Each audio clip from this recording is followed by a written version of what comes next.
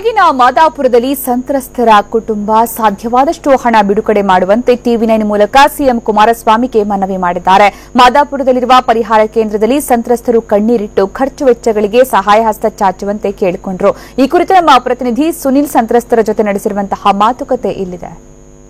ಮಡಿಕೇರಿಯ ಭಾರಿ ಮಳೆಯಿಂದ ಸಾಕಷ್ಟು ಜನರು ತತ್ತರಕ್ಕೊಳಗಾಗಿದೆ. ಅದ್ರ ಜೊತೆಗೆ ಸಾಕಷ್ಟು ಜನ ಮನೆ ಮಠಗಳ ಕಳ್ಕೊಂಡು ಬೀದಿಗೆ ಬಂದು ನಿಲ್ಲುವಂತ ಪರಿಸ್ಥಿತಿ ನಿರ್ಮಾಣ ಆಗಿದೆ. ಎಲ್ಲೊಂದ್ ಕಡೆ ಸಾಕಷ್ಟು ವಾಲಂಟಿಯರ್ ಎಲ್ಲ ಬಂದು ಅವ್ರು ನೆರವು ನೀಡ್ತಾರೆ. ಅದೇ ಜೊತೆಯಾಗಿ ಟಿವಿ9 ಕರ್ನಾಟಕ ಎಂದೇ ರಾಜ್ಯದ ವಿವಿಧ ಮೂಲೆಗಳಿಂದ ಸಹಾಯಸ್ತ ಪಡೆದು ಇಲ್ಲಿಗೆ ನೇರವಾಗಿ ಯಾರು ಸಂತ್ರಸ್ತರಿದ್ದಾರೆ, ಯಾರು ನಿರಾಶ್ರಿತರಿದ್ದಾರೆ ಅವರಿಗೆ ಕೊಡ್ಲಿಕ್ಕೆ ಮುಂದಾಗಿದೆ. ನಾನೀಗ ಮಾದಾಪುರ ಗ್ರಾಮದ ಒಂದು ಮುಂಭಾಗ ಗ್ರಾಮದ ಹತ್ರ ಇದ್ದೀನಿ.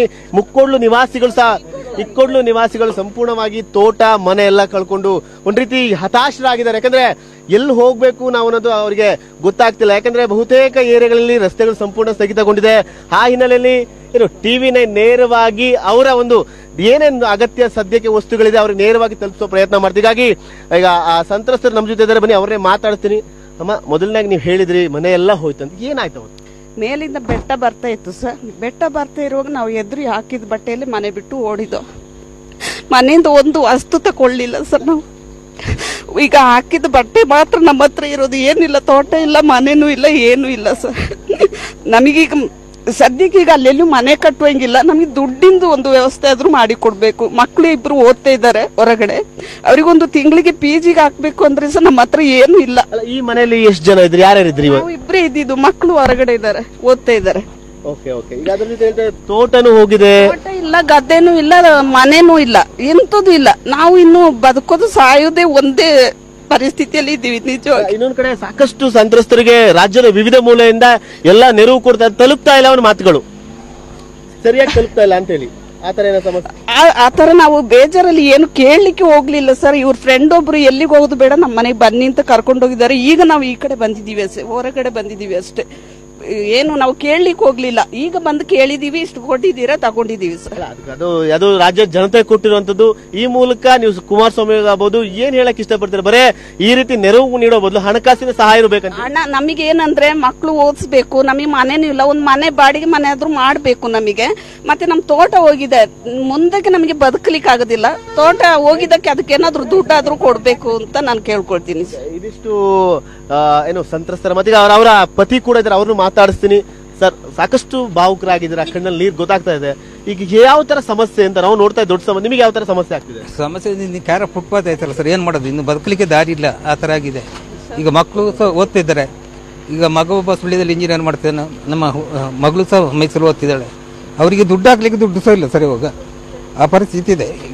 ಅದನ್ನ ಸರ್ಕಾರ ಹೇಳ್ತಾರೆ ಈ ಮುಖಾಂತರ. ಈಗ ಫಸ್ಟ್ ಮನೆ ಹೋದವರಿಗೆ ಜಾಗ ಹೋದ್ರೆ ಫಸ್ಟ್ ಪರಿಹಾರ ಒದಗಿಸಿ ಅವ್ರನ್ನ ರಕ್ಷಣೆ ಕೆಲಸ ಫಸ್ಟ್ ಮಾಡ್ಬೇಕು ಸರ್. ಅದು ಭರವಸೆ ಕೊಟ್ಟಿದ್ದಾರೆ, ಅವರು ಕಟ್ಟಿ ಕೊಡ್ತೀನಿ ಅಂತ. ಫಸ್ಟ್ ನಮಗೆ ಆಗ್ಬೇಕು ಸರ್ ಅದು.